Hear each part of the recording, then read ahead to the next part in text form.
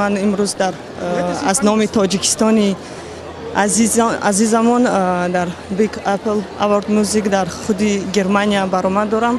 راستی برای من یک سربلندی است که من خود دختر تاجیک هستم و در اینجا اشتراک دارم. تشکر خدا از دفع انترتینمنت میکنم و از کلاگی تشکر زیاد وقت میکنم شما در زنده باشید. خداحافظ. افتخار شبنم سریا. جایزه مبارک باشه. تشکر زیاد زنده باشین. این جایزه برای شما چی معنا داره؟ چون سال اول نیست که سزاوار میشه به بیگ اپ. راستی گپ هر دفعه که من این جایزه را میگیرم راستی برای من یک هم فخر است هم بسیار خرسند میشم راستی هر دفعه.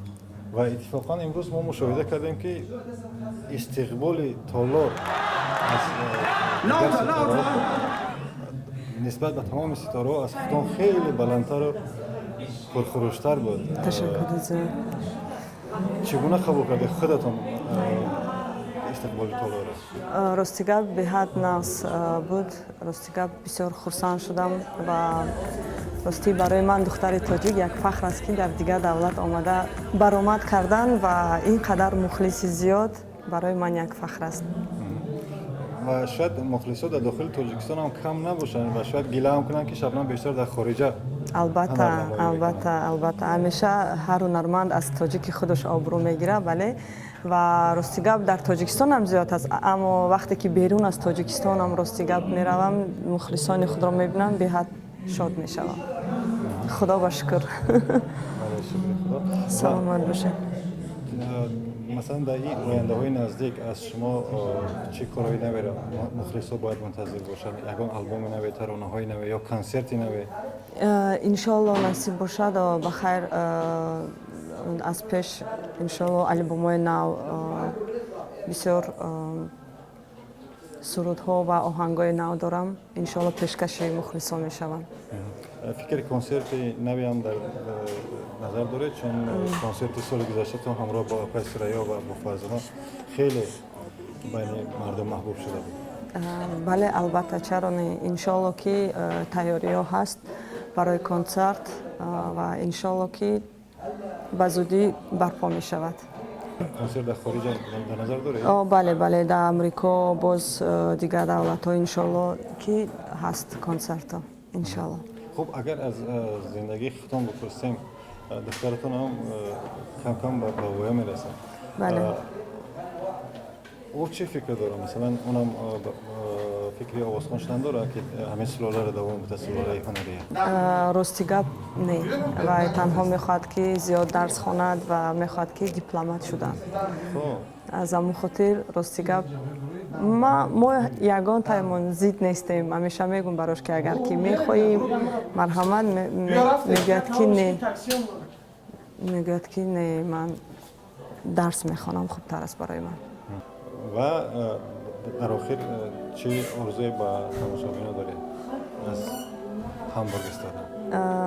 از همبورگ استادم میگم که تمام بینندگان و مخلصان پیش از همه سلامت باشند و پیش از همه تنجی امانی باشد و خوشبخت باشند و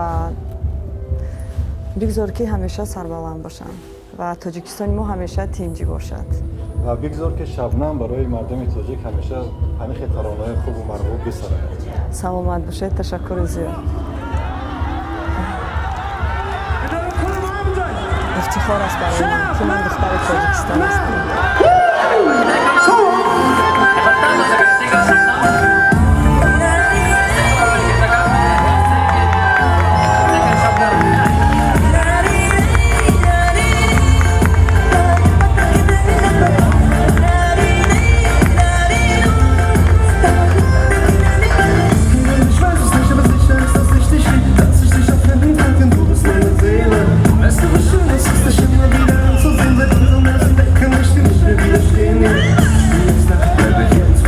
Maybe